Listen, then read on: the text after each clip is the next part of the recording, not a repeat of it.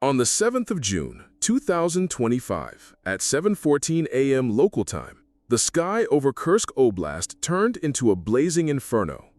A Russian Su-35 fighter jet, one of the most technologically advanced combat aircraft in the arsenal of the Russian Federation, suddenly began to fall. Hundreds of thousands of users on Ukrainian social media, bloggers, analysts, and even some officials immediately claimed this was the work of a Ukrainian F-16. A lightning-fast victory, a professional interception, air superiority. It seemed history was being rewritten before our eyes. The reaction was almost instant. Images of a fireball in the sky, alleged wreckage, statements about the heroism of Ukrainian pilots. Dozens of anonymous sources, supposedly with access to radio intercepts, instantly appeared on social media, and pro-government telegram channels began actively pushing the narrative of a triumph of Western weapons. But the truth is far darker and far more dangerous, because everything the media spread in the first hours after the incident was a lie. And not just a lie, but a carefully orchestrated piece of disinformation, beneficial to all parties except the truth. The first thing worth noting is the official press release from the Ukrainian Air Force. It contains no mention of an air duel, no hint of the use of an F-16, just a dry statement. The enemy aircraft was destroyed in the Kursk region. The logical question arises, why is there silence about this supposedly historic victory? Because it never happened. Or at least it didn't happen the way they want you to believe. Let's break it down. That morning at 6:45, the pilot of the Su-35 conducts a standard pre-flight inspection. Nothing suggests an impending disaster. He inspects the fuselage, checks the navigation systems, communications, and weaponry. 15 minutes later, takeoff. 35,000 pounds of high-tech avionics lift into the sky. The aircraft heads to a combat patrol zone along the border near Sumy Oblast. Flight altitude? 27,000 feet. That's over 8 kilometers. The pilot is given a clear mission: provide air cover and prevent Ukrainian strike aircraft from reaching the area of Russian troop activity. A routine flight, one of dozens he has flown in recent months.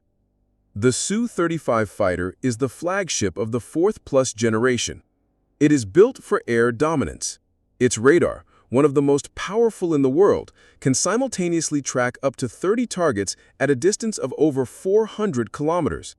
Its thrust vectoring engine allows for maneuverability that surpasses nearly all counterparts. Its electronic warfare system, Kabini, promises reliable protection against most types of missiles. All of this makes the aircraft a true flying fortress, a machine capable of dominating in close and medium-range combat. Its pilot is trained to counter the best, including Western aviators. But even the most advanced technologies cannot save from a shot that cannot be predicted, from a strike that cannot be seen, from a war where the main enemy is not an aircraft, but a network. Let's be honest, there were no Ukrainian F-16s in that area. As of June 2025, Ukraine only had 10 truly combat-ready aircraft of this type, out of the 85 promised by the West. 3 of them were already lost. One crashed in August 2024, the second was shot down in April, and the third vanished from radar just 2 weeks before the events over Kursk. Losses amounted to almost 30% of the entire fleet. This is not just bad statistics. This is a strategic catastrophe. The West has already expressed concern that such a rate of loss makes the support program nearly useless unless deliveries are accelerated. The problem is not only in quantity, but in the quality of training.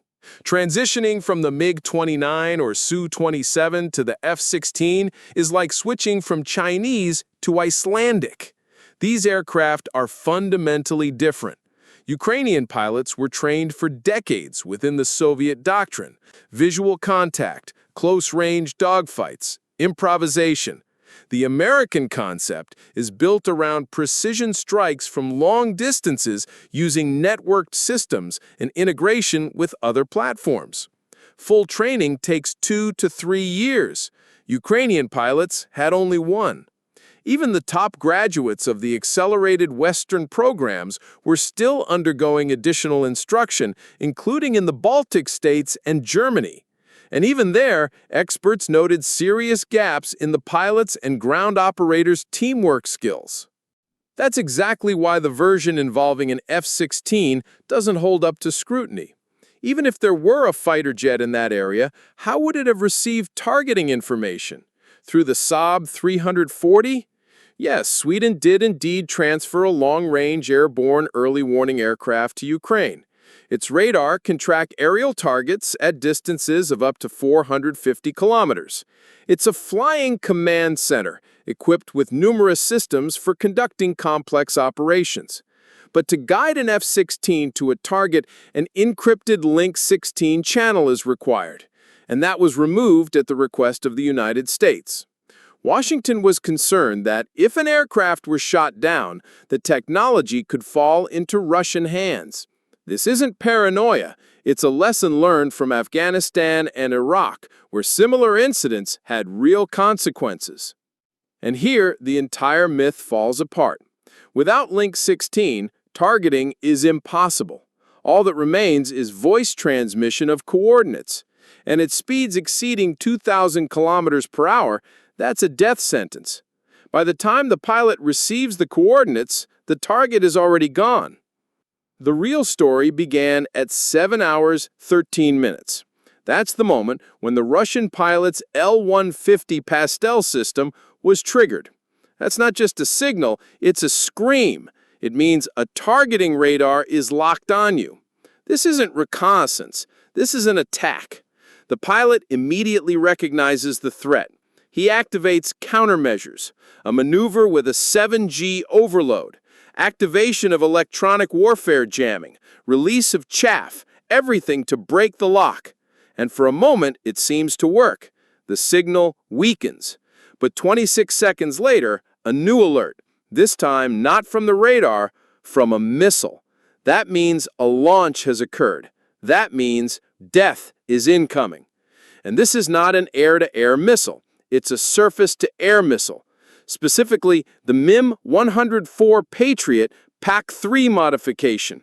This missile can intercept targets at altitudes of up to 20 kilometers and distances of up to 160 kilometers. In its terminal phase, it activates its own radar and becomes nearly impervious to jamming. Its targeting algorithms have been upgraded in recent years, incorporating successful case studies from the Middle East and Eastern Europe. Speed over Mach 5. Reaction time, fractions of a second. Evasion is impossible, even for the SU-35, even with all its maneuverability, even with all its defenses. At 7 hours, 14 minutes, and 8 seconds, the missile reached its target. The pilot managed to eject. His aircraft did not. A fireball, wreckage, destruction. The mission was over.